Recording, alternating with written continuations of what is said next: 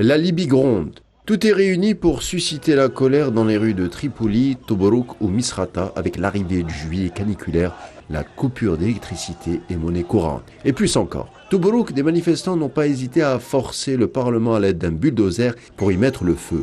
L'emblème de l'ancien régime Muammar al-Kadhafi a même été sorti pour se remémorer un lointain passé révolu.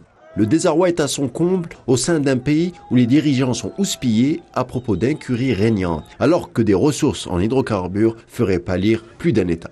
Ailleurs, Homs, Sabha, Zawiya, Al-Baïda, ce sont des centres municipaux qui sont pris pour cible et incendiés. La cité portuaire de Misrata, qui servait jadis de levier pour financer l'État-providence de Kadhafi, en plus d'une gabegie ambiante, les unités de production ont vu leur site fermé. Les rassemblements musclés ne sont pas la seule explication, puisque des vagues de fermeture forcée des sites pétroliers sont aussi le résultat d'un bras de fer entre deux gouvernements rivaux, celui de la Tripolitaine et la Cyrénaïque. Un blocus pétrolier entraînerait donc une baisse de production de gaz nécessaire à la production de courant électrique, sans parler des infrastructures en ruine, et ce depuis la croisade otanesque de 2011. Une grande partie des 7 millions d'habitants de la Libye n'ont pas d'autre choix que de se tourner vers des générateurs d'électricité peu fiables et polluants. La Libye, ou la contrée en quête d'un recouvrement d'un État, les problèmes au quotidien sont sans fin et la nuit sans courant risque de se prolonger.